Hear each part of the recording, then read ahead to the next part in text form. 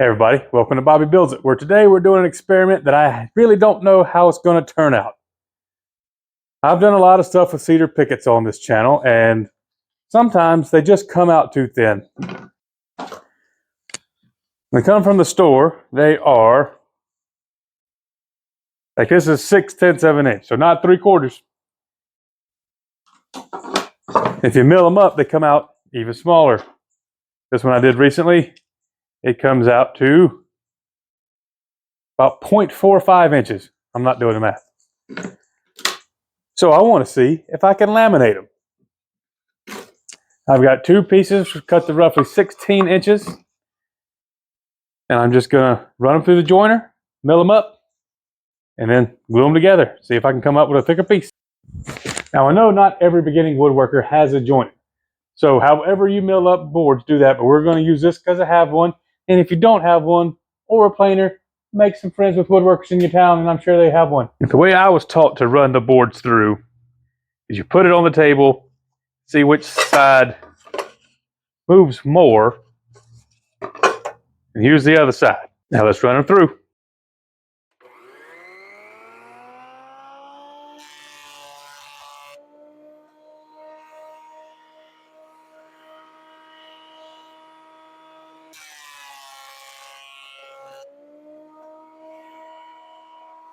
Still use the pencil and something to mark, but I'm just looking to see where it's still rough. And all that's gone, you're good to go.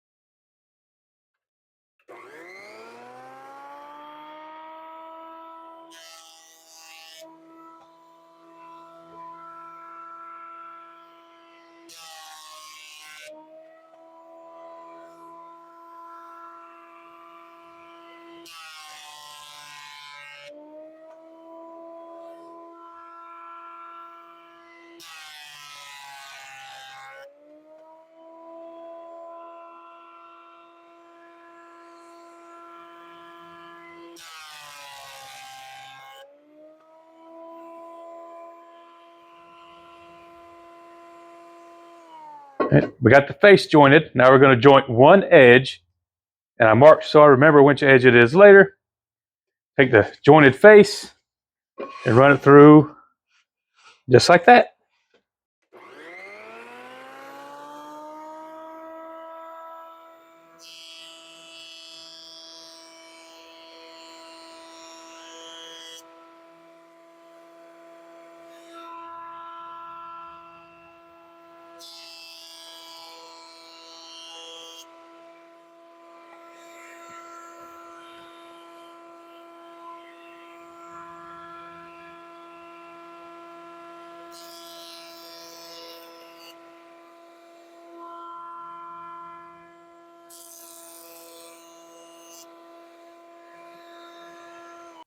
Next thing I'm going to do is rip off the other side to get this part square.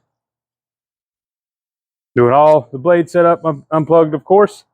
I'm just going to set the fence to where I'm just barely catching a little bit of that.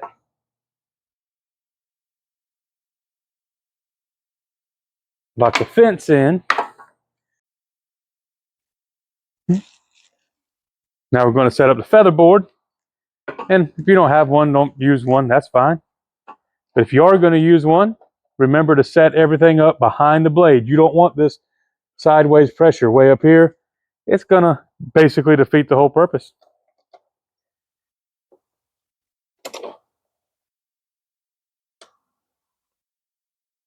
And that's good and set up. Then when you make your cut, take the side you marked earlier and joined. Make sure that's up against the fence.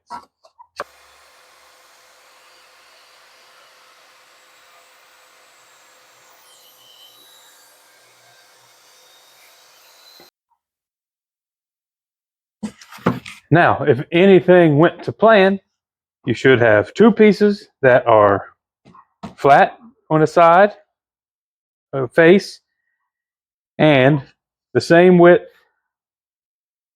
with square sides. That looks pretty good there. I got a little bit of a seam. Something seems a little bit off right there, but I think that can be fixed. It's something that I would fix when I was actually using the pieces for a project though. Time to glue them together, and I've got basically every clamp I have at the ready here. Put glue on one board and spread it around real good.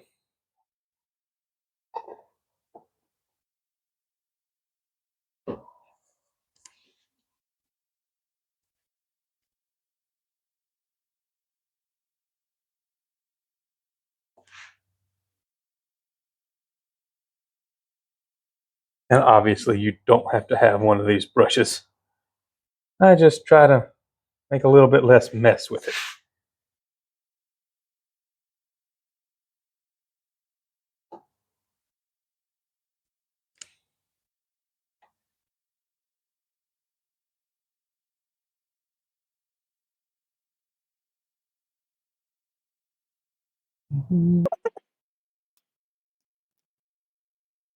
And for everybody who watches me and Bearded Viking, we're adding more than a dab here.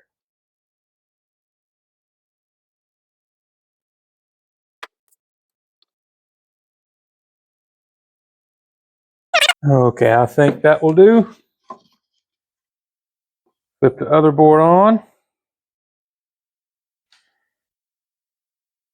And there's going to be some, it's going to wiggle around and move on you. You just sort of actually rub it on purpose for a minute. Mine's actually, it's kind of cold out here and it's setting up kind of quick. So I'm just going to go and got these clamps to add pressure this way. Let's get a couple of these on right quick.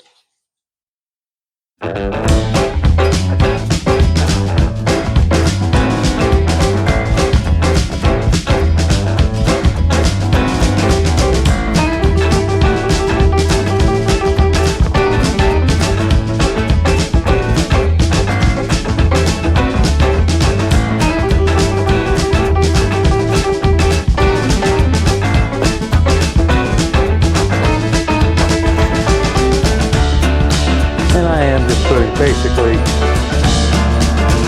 every clamp I have on here, let's take the fit.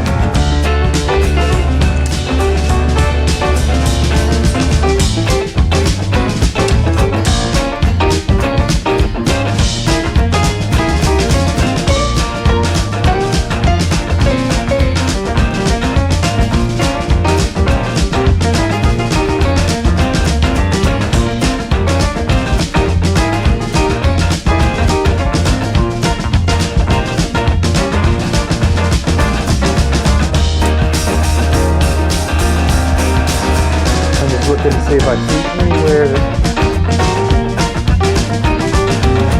looks like it's going to have too much gap. I'd say it kind of does.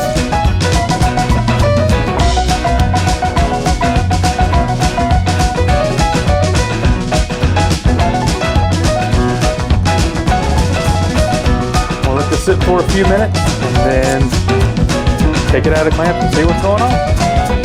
Here we are out of the clamps, and at first glance everything looks pretty good, but flip it to this other side and you can see there's a gap right there, and it's kind of present over the whole board, and gaps on the edges.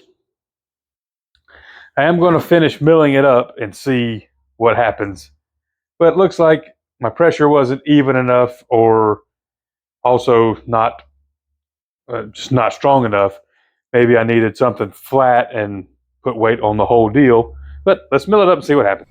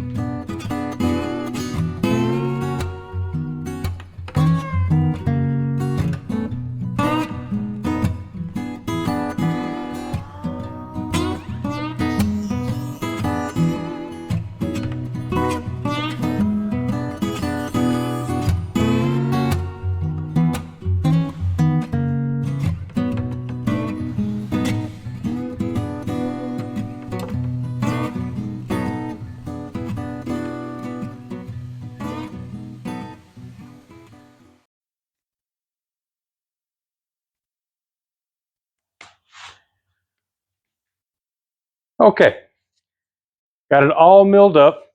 I even did this little test to see if I could close that gap with a clamp. I could. It marked up the board. I don't know if you can see. My final dimensions, after surfacing all of it, milling it all up, about 8/10 of an inch. A little bit less than 7/8 of an inch. I saw at Lowe's they have 8-foot long cedar boards that I think they're 6 inches wide, and they say they are 7/8 inch thick. I'm not sure where they would fall after you mill them up, but that kind of makes me think this isn't worth doing. I was hoping when I cooked up this idea that the final thing would come up to a little bit closer to having an inch left. I do have more than 3/4 though, so I can mill it down a little bit more to get to that exact thickness and have some more stuff come available to me. I think with some more practice, I could make good use of scraps by doing this. And if you're somebody that just can't haul an 8-foot long board for whatever reason, but 6 you can get done, this might be something for you to try. Thank you for watching. We'll see you next time.